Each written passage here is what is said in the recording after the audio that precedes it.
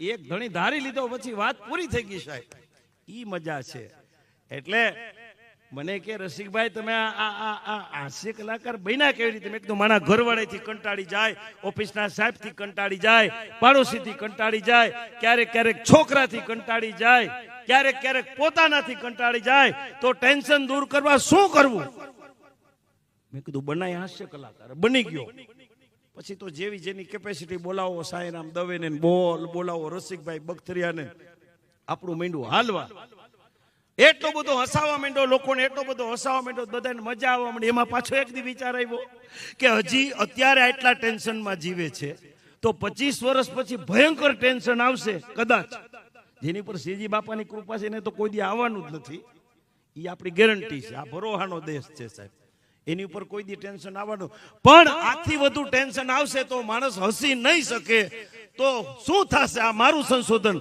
50 વર્ષ પછી હું હોઉં કે ન હોઉં દેવજીભાઈ, પણ 50 વર્ષ પછી બજારમાં, એ કચ્છીમાં હું કહેતા હોય ખબર નથી, અમારે કાઠિયાવાડમાં આપણે એમ કરે ને ગલગલિયા કહે, ગલગલિયા. બજારમાં ગલગલિયા કરવાના મશીન આવશે.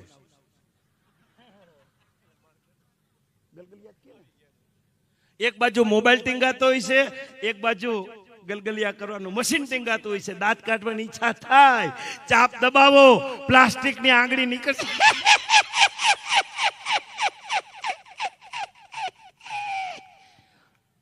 અમુક એટલા જ દાંત કાઢશે. આવે ગળ.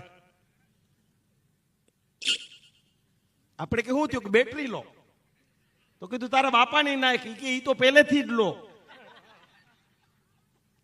તમને એમ લાગે કે રસિકભાઈ ખોટું બોલે છે.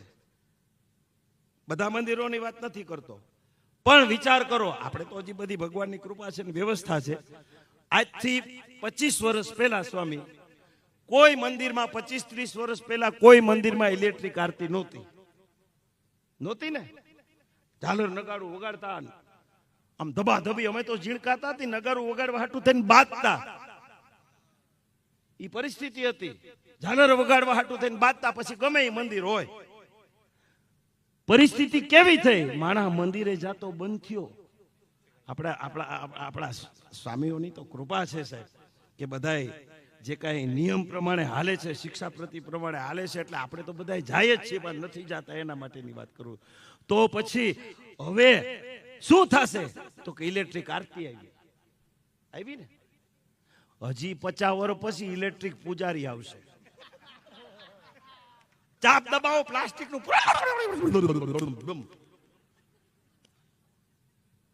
બધું ટૂંકું થઈ જાય છે. શ્રી રામ, જય રામ, જય જય રામ, એમ નહીં. SR JR JJR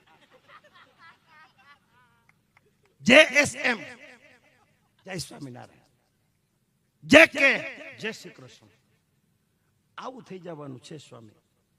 એટલે હું કાયમને માટે કહું છું કે પૂજા ટાણે જો વાગે નહીં તો એ ટોકરી શું કામની, લીધા પછી જો લાગે નહીં તો એ લોટરી શું કામની, મળી ગઈ નોકરી અને ન મળ્યો પગાર તો એ નોકરી શું કામની, બાપનું જો કયું ન માને તો એ છોકરી હું કામની, પાડોમાં રહેતી હોય 60 વર્ષની ડોકરી એ ડખો ન કરાવે તો એ ડોકરી હું કામની. અને શ્રીજી બાપાની આવડી મોટી કૃપા હોય, દહીસરા ગામમાં આવ્યો હોય, આચાર્યશ્રીની હાજરી હોય ને આટલા સંતોની હાજરી હોય ને બાપ, તો દાંત નો કઢાવે ને તો રસિકભાઈ બગથરિયાની ખોપરી હું કામની.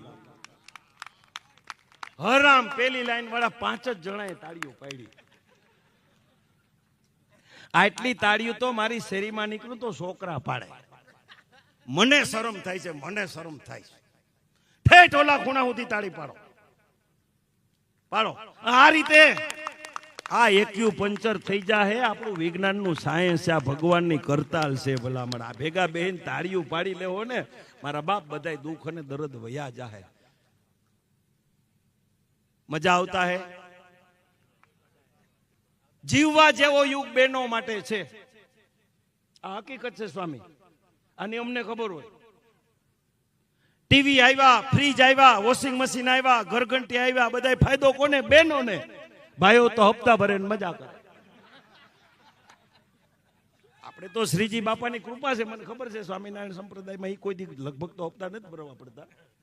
લઈ આવો ટીવી ભરો હપ્તા, લઈ આવો ફ્રીજ ભરો હપ્તા, લઈ આવો ઘરઘંટી ભરો હપ્તા. પણ શ્રીજી બાપાની કૃપા થાય ને તો છોકરા એમ કે કરો સપ્તાહ. અમે સપ્તાહ કહી, તમે સત્સંગી જીવનની કથા કહો ને, પણ એની કૃપા થાય ને તો છોકરા એમ કે કરો સપ્તાહ. એની કૃપા હોય તો થાય સાહેબ. એટલે આ બધું એટલો ભયંકર યુગ આવતો જાય છે. 4 યુગ, સતયુગ,